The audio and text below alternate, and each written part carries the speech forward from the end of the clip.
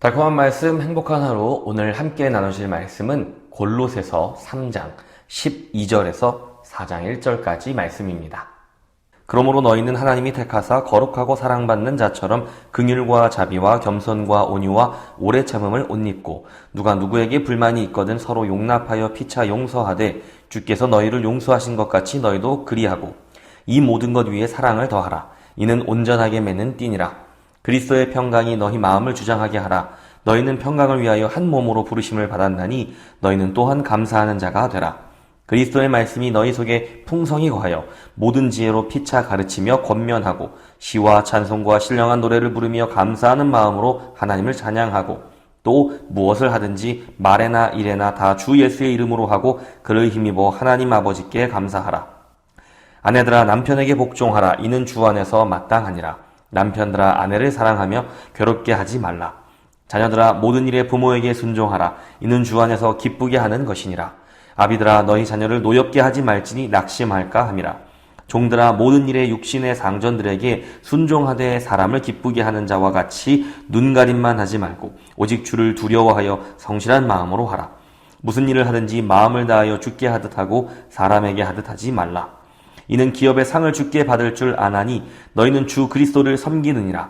불의를 행하는 자는 불의의 보응을 받으리니 주는 사람을 외모로 취하심이 없느니라. 상전들아 의와 공평을 종들에게 베풀지니 너희에게도 하늘의 상전이 계심을 알지어다. 아멘.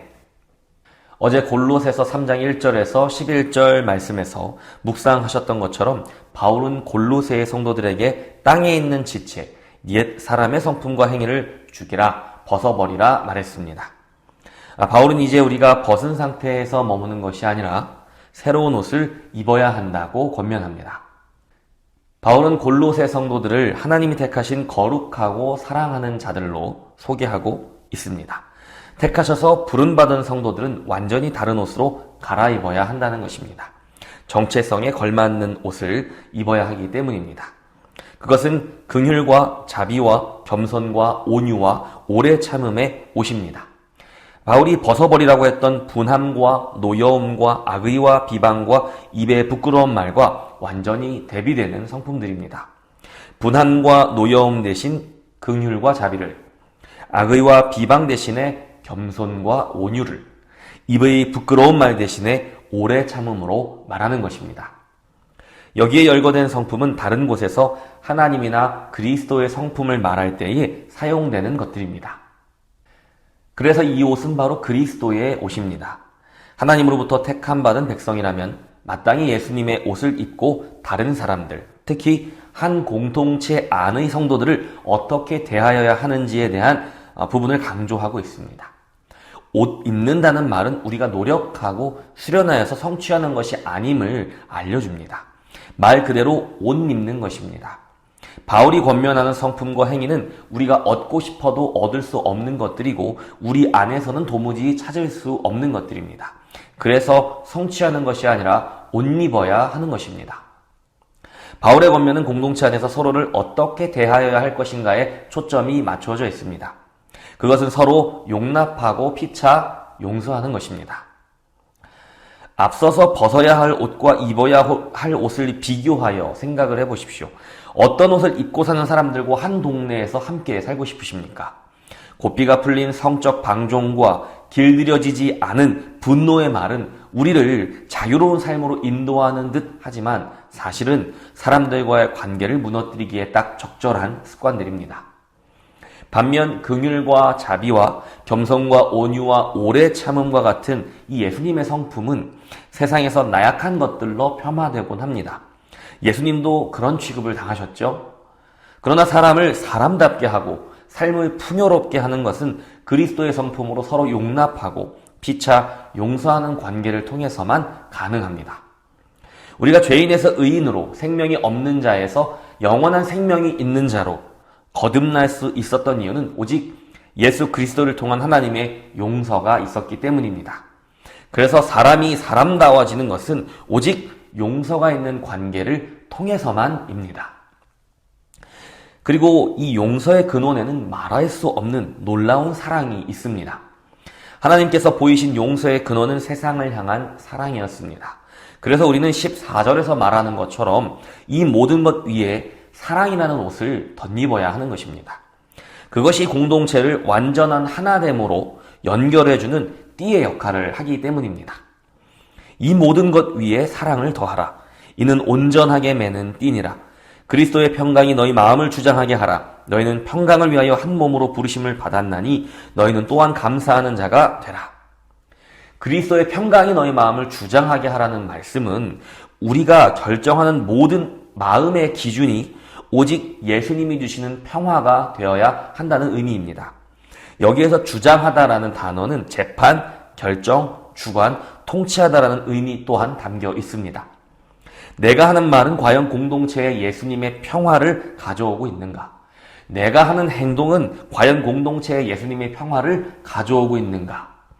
내가 아프면 이 마음은 과연 예수님의 평화를 가져오는 마음인가? 이 모든 것을 오직 예수님의 평화라는 재판관에 의하여 재판을 받고 결정을 받아야 한다는 의미입니다. 노력이 아닙니다. 수련하는 것이 아닙니다. 하나님의 사랑을 받고 예수 그리스도로 옷 입은 자들에게 자연스럽게 되어지는 것들입니다. 우리는 끊임없이 그 사실을 믿고 이 약속이 더욱더 내 삶의 모든 영역을 주장하도록, 그렇게 다스리도록 내어주어야 하는 것입니다.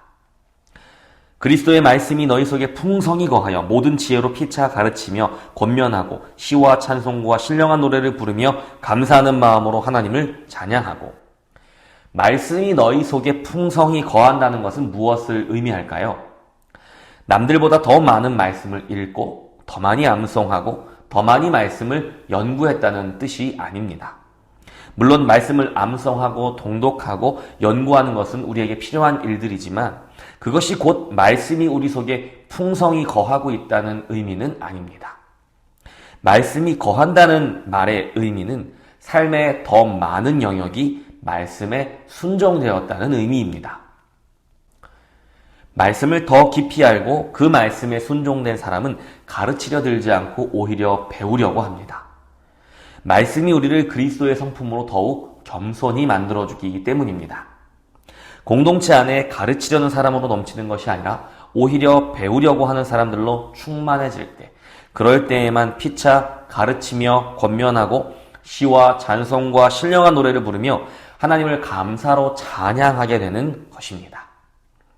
18절부터 4장 1절까지는 남편과 아내, 자식과 부모, 또 종과 상전의 관계에 대하여 권면하고 있습니다. 여기 관계에 대한 이 권면을 관통하는 거대한 성품 두 가지가 있습니다. 바로 복종과 사랑, 혹은 순종과 사랑이라고 표현할 수 있습니다. 복종, 순종하는 것과 사랑하는 것은 내 뜻과 내 유익을 구하지 않는다는 의미에서 같은 말입니다. 복종하는 자나 사랑하는 자나 모두 같은 일을 하고 있다는 말입니다. 그러나 사랑해야 한다고 하면 우리는 고개를 끄덕이게 되지만 복종 혹은 순종한다고 하면 굴욕적이고 열등한 존재가 된다고 생각하며 고개를 갸우뚱하게 됩니다. 하지만 복종, 순종은 결코 우리를 열등하거나 굴욕적으로 만드는 일이 아닙니다. 왜냐하면 그건 역시 예수께서 사랑으로 행하신 성품이기 때문입니다. 예수님께서는 복종과 사랑에 대하여 완전한 본을 보이셨습니다. 예수님은 성부 하나님께 대하여 죽기까지 복종하셨습니다. 그리고 우리에 대하여 생명을 내놓는 사랑으로 또한 사랑하셨습니다. 사람의 모양으로 나타나셨음에 자기를 낮추시고 죽기까지 복종하셨으니 곧 십자가에 죽으심이라. 예수님은 복종하심으로 결코 열등해지지 않으셨습니다. 굴욕당하지도 않으셨습니다. 예수께서 보이신 복종과 사랑의 결과는 다름 아닌 부활입니다.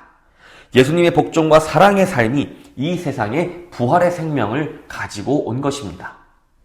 바울이 골로새서를 작성하던 당시 사회에서 아내를 향한, 자녀를 향한, 종들을 향한 이러한 권고의 메시지는 흔한 이야기였습니다.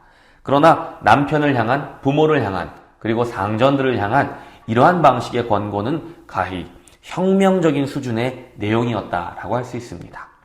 성경은 아내에게 그리고 자녀에게 전제적이고 독재적이고 지배적이고 압제적인 권위에 무조건적으로 순종하라고 또 복종하라고 요구하는 것이 아닙니다.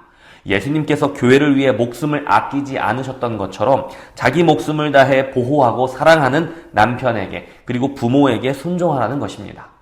마찬가지로 종은 상전에게 굴욕적으로 복종하는 것이 아니라 의와 공평으로 대접하는 상전을 향해 주님을 모시듯 최선을 다해 자신의 일을 행하라는 것입니다. 그것이 하나님께서 우리에게 주신 질서이기 때문입니다. 목숨을 다해 보호하는 사랑과 그 사랑의 권위에 기꺼이 순종하는 상호 보완적인 관계로 서로 연합하여 하나가 되는 것입니다. 바울은 그리스도의 사랑으로 옷 입은 성도들은 이 세상에서 어떠한 삶을 살아야 하는지 권면하고 있습니다. 그것은 용납하고 용서하는 삶입니다. 생명을 다해 사랑하는 삶입니다. 주어진 자리에서 최선을 다해 섬기는 삶입니다.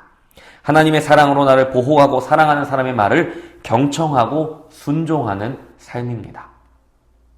가정에서, 일터에서, 그리고 사랑하는 교회 공동체 안에서 우리는 서로가 서로를 향해 생명을 다해 사랑하고 죽게 하듯 순종하여 하나님의 나라를 이루어 가야 합니다. 노력으로 이루는 것이 아닙니다.